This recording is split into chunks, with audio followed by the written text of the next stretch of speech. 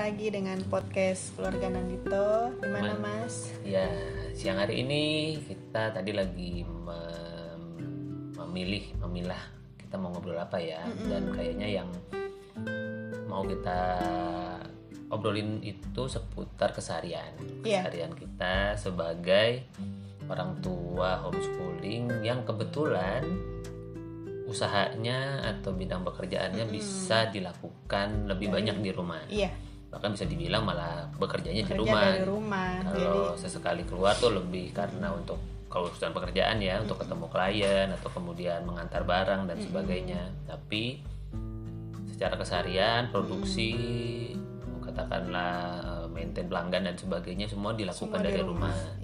Nah, bagaimana keseharian kita sebagai keluarga homeschooling yang kedua orang tuanya bekerja di rumah? Kadang-kadang kan pertanyaan teman-teman itu malah sebaliknya. Kalau orang tuanya dua-duanya kerja gimana untuk homeschooling? Itu nanti mungkin bisa jadi sebuah pembahasan kalau tersendiri. Sekarang dibalik lagi, kalau kedua-duanya bekerja dari rumah gimana gitu? Apakah itu sebuah keuntungan dalam homeschooling atau sebuah tantangan gitu? Karena akhirnya kan anak malah jadi melihat orang tuanya ada di rumah terus nih. Bagaimana nih cara kita memberikan batas atau memberikan pengertian bahwa ada loh waktu-waktu di mana orang tuanya perlu lebih fokus di dalam menyelesaikan sedang ada urusan dengan pekerjaan, lagi ada urusan dengan orang lain dan sebagainya yang kalau bisa tidak diinterrupt dulu atau tidak diganggu dulu oleh anak-anak. Dan itu bagaimana itu? Dan itu adalah tantangan kita sebagai orang tua yang bekerja di rumah gitu ya. Sebelumnya apa sih pekerjaan kita mah? Pekerjaan kita apa ya? Kita kerjanya apa ya?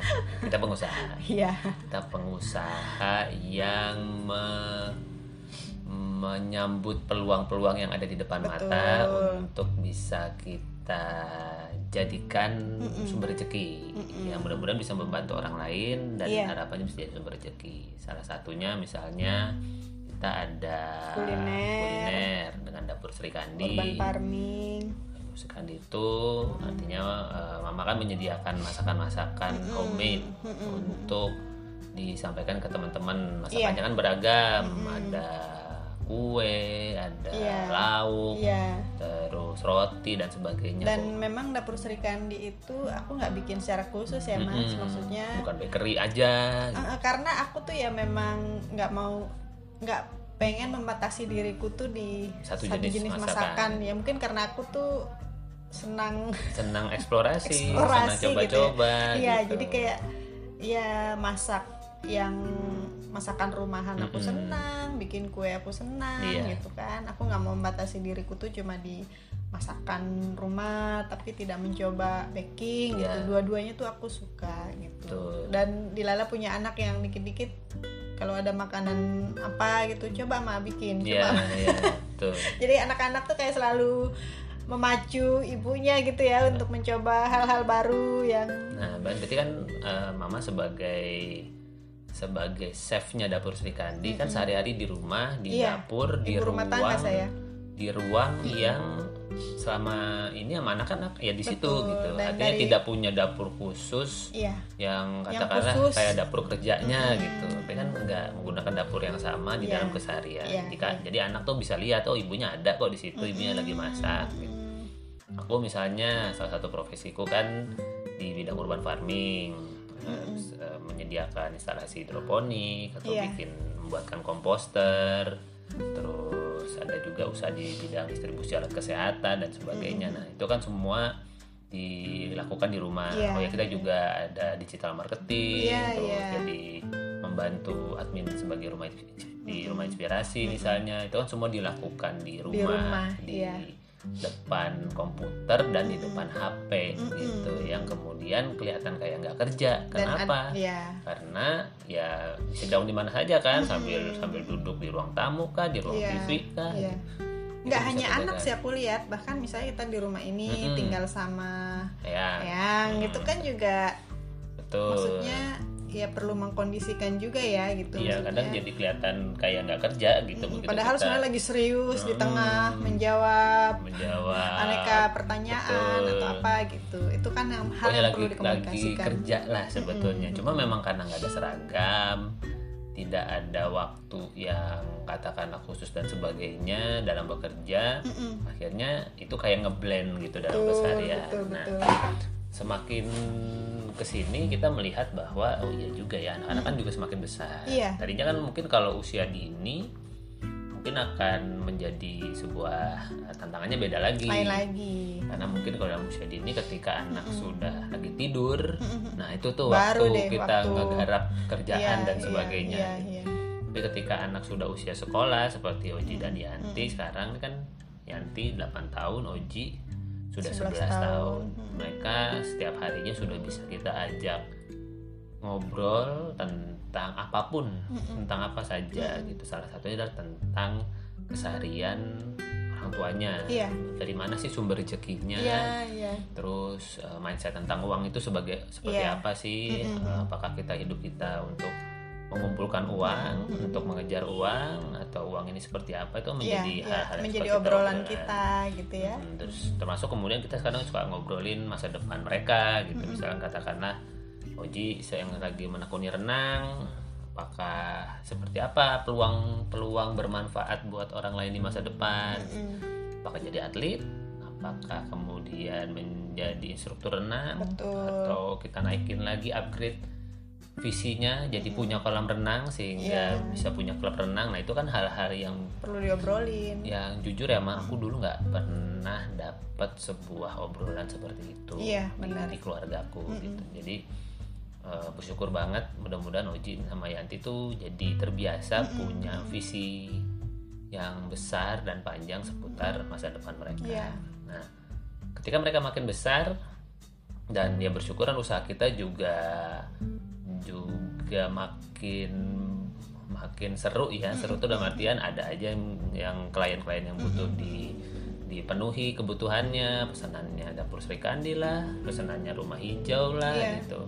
Atau kemudian ada kangen water dan sebagainya. Semua itu kan menjadi bagian dari keseharian kita gitu. Nah kadang-kadang ketika kita lagi asik atau lagi butuh konsentrasi, mereka kan kadang lihat kita ada di rumah, terus langsung kayaknya setiap saat bisa bertanya atau setiap saat bisa ngobrol menemani, gitu atau kemudian mereka punya keseruan, mereka ada yang ingin disampaikan, ada yang mau ditanyakan, langsung kemudian nanya gitu aja gitu. Dan itu kan memang jadi budaya kita. Tapi kan memang ada saat-saat aku misalnya sambil masak, tapi masaknya kan mungkin bukan buat orang lain, tapi misalnya untuk masak keseharian kita gitu ya. Ya aku sengaja misalnya Yanti dia bawa buku, misalnya dia baca, aku sambil mendengarkan dia membaca gitu. Itu memang ya ada hal-hal yang dikondisikan seperti itu gitu. Tapi ada juga yang kalau lagi masak serius untuk orang itu kan nggak mungkin bisa sambil nemenin anak tuh. Jangan sampai ada aku ngomong sama anak bahwa memang mama lagi ini ngejar, dan anak-anak ya semakin umur sekarang kan makin paham gitu. Nah itu yang kemudian akhir-akhir ini sudah bisa kita komunikasikan. Ya anak-anak makin besar. Ke Oji dan Yanti bahwa misalkan kalau ayah sedang ada di sebuah ruangan, terus pintunya ditutup, tandanya ayah lagi mau fokus. Tandanya kalau ada pertanyaan disimpan dulu. Jadi bukan kita berusaha tidak mengeluarkan kata-kata negasi atau negatif, bukan jangan nanya gitu. Jadi bukan soal nggak boleh nanya, tetapi ditunda gitu. Jadi disimpan dulu pertanyaannya, nanti kalau waktu kita makan bareng atau kemudian ayah sudah selesai boleh tanya lagi. Kecuali yang memang darurat, ada tamu di depan rumah gitu. Tapi kalau tiba-tiba datang, ayah lihat deh hamsternya lagi bobo, itu kan hal yang bisa ditunda gitu kan. Betul. Dan itu kan kebahagiaan mereka kan. Iya, setiap ada hal itu kan pengen ditunjukkan untuk orang tuanya. Itu akan menjadi momen yang akan kita rindukan. Aku sudah kebayang gitu ya ketika karena kan besar. Kita kan punya kerabat-kerabat yang anaknya sudah mulai besar kan, sudah mulai remaja, udah mulai sibuk sendiri. Betul. Sudah mulai punya dunianya sendiri. betul keseharian dengan mereka sudah berbeda gitu ya. Masa-masa anak-anak umur segini nih, umur lagi sangat antusias buat berbagi kepada orang tuanya, ini akan kita rindukan. Iya, betul. Jadi aku sedapat mungkin berusaha memang hadir ketika mereka lagi mau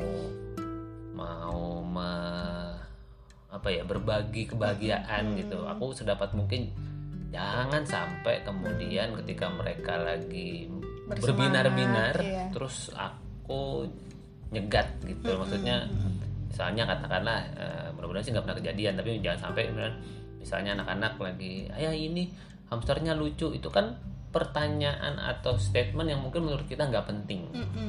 Ya elah, tapi ketika hamster, anak sedang bersemangat kemarin juga udah ngomongin hamster gitu, ini kenapa ngomongin hamster lagi? Tapi buat anak itulah hal yang sedang dia sukai, yang sedang dia minati, dan dia ingin berbagi itu ke orang tuanya gitu. Kalau katakanlah aku ngebayangin kalau sampai kemudian aku lagi nggak stabil gitu emosinya, mungkin lagi tertekan deadline atau apa, terus kemudian keluar kata-kata yang mungkin nggak nyaman apa, jangan ganggu, atau misalnya kata-kata yang kita kan sedapat mungkin nggak ngeluarin kata-kata itu ya, tapi kalau sampai kemudian kata-kata jangan itu keluar, terus mereka tiba-tiba kaget dan nggak mau ngomong lagi, dan setelah itu mereka nggak mau takut cerita lagi gitu, karena mereka mungkin nggak ngerti bahwa kita sedang dalam kondisi itu ya, kondisi yang butuh fokus, dan mereka kan cuma nangkap emosinya doang. Iya, nanti lupa masalahnya apa. Mereka mana mau ngerti kalau kemudian pada saat itu orang tuanya sedang butuh fokus gitu. Tapi yang mereka tangkap adalah orang tuanya galak. Betul. Orang tuanya nggak mau dengerin, dan akhirnya mereka menutup diri, dan itu kan itu hal yang sangat ingin kita jaga supaya tidak terjadi. Gitu. Aku juga akhir-akhir ini kan senang belajar tentang mindfulness kan. Jadi aku juga belajar ya, maksudnya sebagai orang tua yang memang di rumah, ibu yang memang sehari-hari keruntelan sama anak itu, aku selalu berusaha menjaga untuk mindful gitu sama mereka. Maksudnya jangan sampai aku di rumah nih pikiranku tuh kemana-mana, maksudnya membayangkan keluar yang lain atau apa gitu ya. Jadi nggak hadir gitu ya, itu yang anaknya lagi ngobrol ya gitu. Sementara mungkin orang tua yang bekerja pengen bisa mendampingi anaknya di rumah gitu. Mungkin ini obrolan yang akan lebih sama frekuensinya rasanya buat orang-orang yang sama-sama kerja di rumah gitu.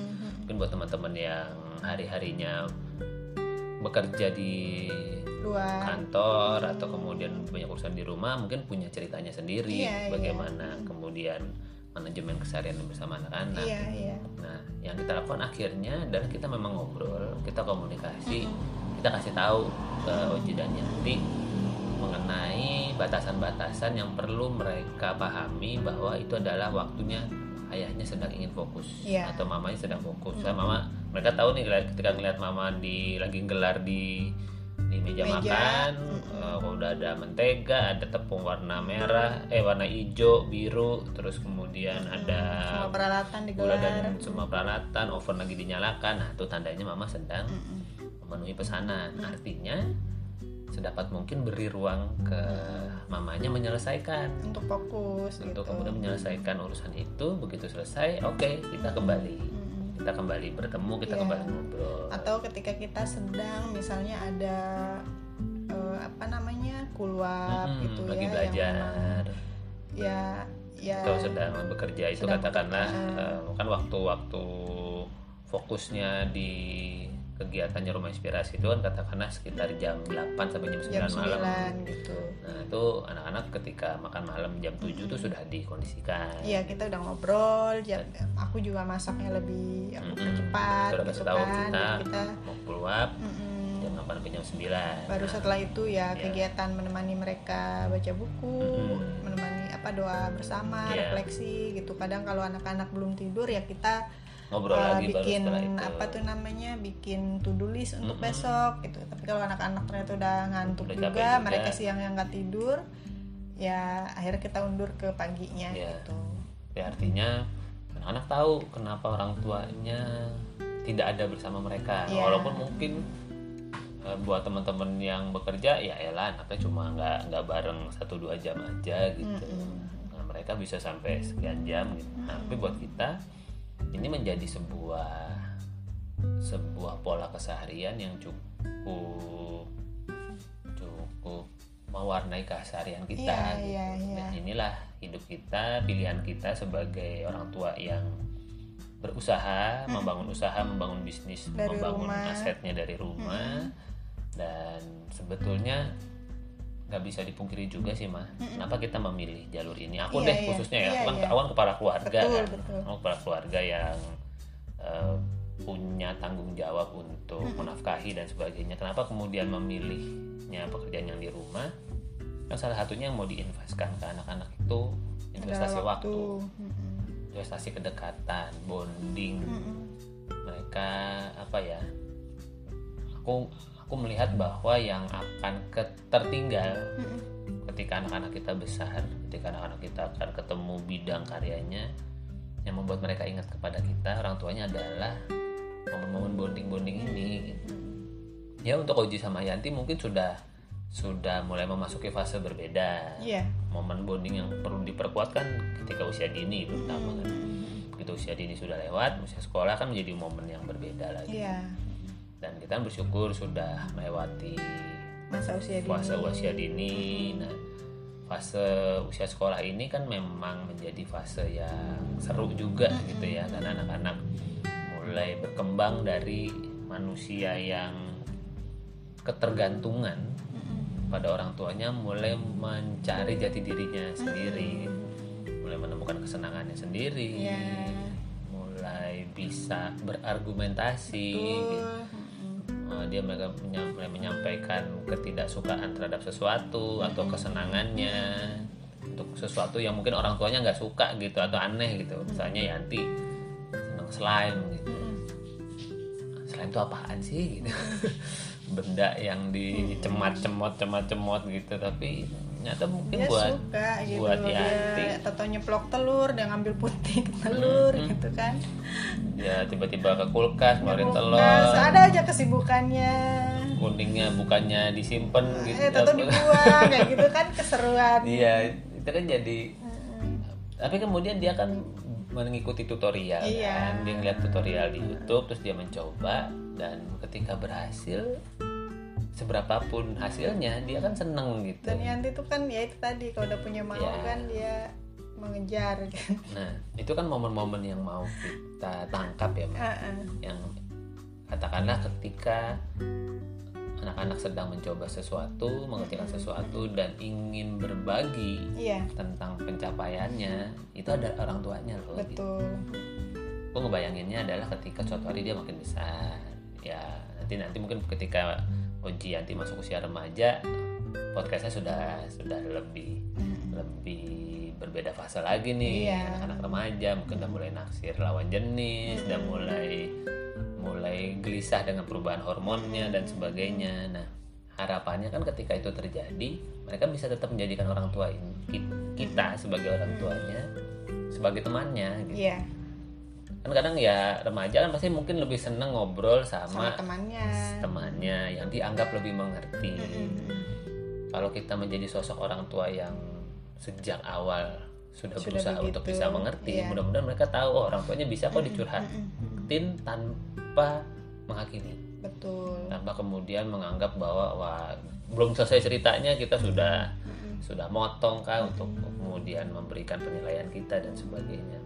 Dan itu kan dibangun ya, Mas. Betul, dan ya itulah proses kita bisa saling mengenali satu sama lain ya. Maksudnya antar keluarga gitu. Dan ternyata kan anak kita ya manusia yang independen. Betul. Dia bukan karena keluar dari kita gitu ya. Aku ayahnya, mama ibunya, terus kemudian dia adalah kita gitu. Enggak, ternyata dia berbeda. Ya cetakan wajahnya aja mirip gitu. Tapi secara sifat karakter mereka punya kombinasinya sendiri gitu. Dan tentu kan akan berpengaruh dengan lingkungan mereka tumbuh dan sebagainya. Ya ternyata dan akhirnya pilihan kita sebagai orang tua yang bekerja di rumah sampai hari ini jujur mah aku tidak menyesali gitu. Aku bersyukur memilih jalan ini gitu. Karena ya mungkin dari sisi katakanlah rezeki dan sebagainya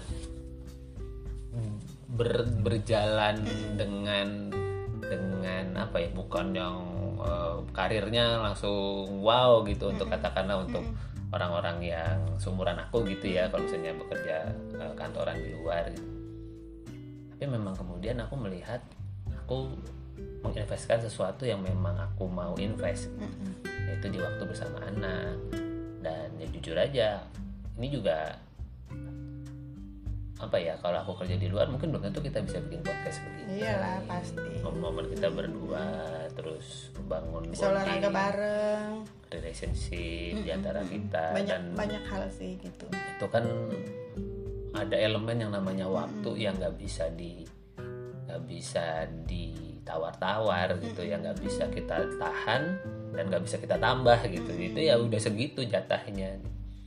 Nah ini yang kemudian membuat keseharian aku pribadi aku merasa keseharian kita ini sesuatu yang menarik gitu, walaupun tentu dengan konsekuensi ya. Dengan konsekuensi. Dan ya di podcast ini aku mau bilang terima kasih sama Mama karena berkenan memberikan pemahaman dan pengertiannya atas pilihan suaminya yang sama-sama yang kita. Mungkin tidak umum gitu ya di sekeliling kita kan, katakan orang tua homeschooling yang di komunitas kita kan juga ada yang bekerja juga suaminya, walaupun sebagian ada juga yang pengusaha juga, dua-duanya. Tapi artinya dengan pengertian istri, pemahaman istri, akhirnya suami kan bisa menjalankan kesehariannya dengan lebih berbahagia lagi gitu. Betul. dengan lebih semangat, lebih kemudian yakin bahwa inilah jalan yang baik untuk dirinya, untuk keluarganya. Betul. Mungkin kita nanti bisa bahas di podcast yang lainnya ya, yang tentang me time orang tua gitu ya, yang ortu bekerja dari rumah, terus gimana hubungan dengan pasangan. Betul. Ya maksudnya, mungkin nanti podcast kita juga akan membahas soal relationship, soal keseharian, apa yang kita pelajari. Karena makin kesini aku memang melihat bahwa yang membuat sebuah hal itu beda cara pandangnya itu adalah ilmu yang kita pelajari. Iya. Begitu kita nambah ilmu, katakanlah kita juga sedang sama-sama sedang mempelajari ilmu tentang relationship kan. Ada buku namanya Menikah Untuk Bahagia, karyanya Mas Indra Noveldi, itu kan membantu banget tuh. Untuk kita bisa ngeliat, oh iya pernikahan itu ternyata ada ilmunya. Betul. Gitu. Dan begitu kita belajar ilmunya, kok aku menjalani hari-hariku bersama istriku ini jadi lebih happy ya, lebih bahagia ya. Jadi bisa menemukan kebahagiaan yang mungkin selama ini terjadi, cuma nggak kelihatan gitu loh. Tapi begitu membaca buku itu, dan mengenal bahasa kasih, bahasa ikut cinta pasangan anak gitu ya. Betul. Dan ternyata ada loh bahasa kasih, ada loh ternyata ya itu ternyata kan jurus komunikasi yang berlaku nggak hanya buat sama pasangan tapi ke anak juga. Iya. Begitu kita kenal, oh iya anak kita bahasa kasihnya apa nih? Pantesan dia ternyata selama ini gini. Kok kita kasih hadiah dia biasa aja misalnya, tapi ketika dia butuh dipeluk, disayang gitu kan. Ada yang kemudian butuh didengerin, tapi ketika kemudian kita ajak katakanlah nonton bareng terus biasa aja gitu. Ini kasus ya, kalau Oji sama Yanti sih menurutku masih berkembang. Kita masih memberikan semua bahasa kasih yang belum bisa ada yang berikan. Khusus ini sih enggak kita. Tapi kita udah mulai melihat kecenderungannya. Gitu. Dan itu kan berkembang sebenarnya. Dan itu efektif. Ketika kita paham itu efektif. Dan gitu. Itu ya sangat ini juga sih ke pasangan gitu ya. Bahasa kasih pasangan, mengenali itu gitu jelas. Kan. Misalnya gimana ya kita bertemu sepanjang hari tapi tidak pernah merasa bosan gitu kan, juga ada ilmunya juga maksudnya. Maksudnya aku selama ini terbiasa selama ini kita terbiasa bertemu gitu kan. Betul. Mungkin orang bosan gak sih gitu yang setiap hari pasangan ketemu kerja sama-sama dari rumah gitu, kerja bareng gitu kan. Dan ya jujur aku pesanit pergi keluar kota 4 hari aja udah kangen banget gitu. Asik. Mungkin ya itu karena terbiasa tidak pernah berpisah kali ya. Malah jadi begitu. Ya mudah-mudahan perasaan ini bertahan. Makanya ilmu-ilmunya Mas Indra nih yang kita perlu mengalokasikan waktu buat ngedate bareng misalnya, untuk kemudian ya sebenarnya kan bikin podcast ini bagian dari membangun itu sebetulnya. Betul. Ya mungkin ini me time kita. Jangan-jangan waktu berdua ngobrol gitu, sharing gitu kan. Ketika memang dialokasikan kan, memang dikhususkan dan tidak hanya buat kita, tapi juga untuk kita dokumentasikan sehingga ngobrol kita, curhat kita ini juga lebih bertanggung jawab lah gitu. Jadi bukan curhat sekedar mengeluarkan unek-unek, tapi kita juga mengkurasi, memilah apa ya kata-katanya, apa ya bahasanya, dan dengan begitu kita jadi mengolah rasa, olah pikir, dan harapannya ini bisa menjadi sesuatu yang bukan hanya bermanfaat buat kita, tapi juga bermanfaat buat orang-orang yang ikut mendengarkan podcast ini. Iya benar. Jadi podcast ini masih di awal banget, baru 17 episode tuh masih berkembang sekali. Kita sih pinginnya akan sering membuat banyak podcast, apapun yang sedang kita jalani, sedang kita tapaki bersama anak-anak tuh. Sama anak-anak. Ingin menjadi sebuah yang kita pelajari. Misalnya Mama sekarang lagi asik dengerin podcast tentang meditasi misalnya, itu kan bisa kita bahas tentang mindfulness-nya, banyak tentang sih, gitu ya. olahraganya. Aku lagi mengikuti workshop public speaking misalnya, itu kan bisa jadi sebuah materi yang kita bisa obrolin dalam keseharian. Menarik sih. Iya, seru. Semoga ini juga menjadi pembelajaran buat kita sih gitu. Betul. Jadi kalau kita belajar terus ya kan kita harus mengeluarkan. Supaya ilmu itu menjadi milik kita dan bisa diisi lagi. Iya. Karena kalau nggak dikeluarin, kalau selama ini kita kan, aku kan sekarang lagi berusaha nulis setiap hari misalnya tentang urban farming, itu kan juga bagian lagi ngeluarin. Nah ini kan ngobrol ini kan berarti ilmu-ilmu seputar parenting, seputar relationship, seputar apapun yang sifatnya pengembangan kepribadian, siapa tahu bisa membuat kita jadi lebih paham gitu. Kita udah sejauh mana sih pemahaman terhadap ilmu-ilmu itu gitu. Dan kalau sendirian kan ya kayak ngomong sama tembok. Tapi ketika ada pasangannya, ada feedbacknya, kayaknya akan menjadi perjalanan yang seru ke depannya. Betul. Gitu deh sahabat semua. Terima kasih loh sudah mau mendengarkan ngobrol kita hari ini. Kalau ada yang mendengarkan. Ya, mudah-mudahan ada yang mendengarkan. Enggak juga nggak apa-apa, ini bagian dari dokumentasi kita. Ini dokumentasi kita pribadi. Terima kasih loh teman-teman sudah mau mendengarkan sampai selesai. Sampai sini, sampai kita ketemu lagi di podcast Keluarga Nandito yang lainnya. Bye bye.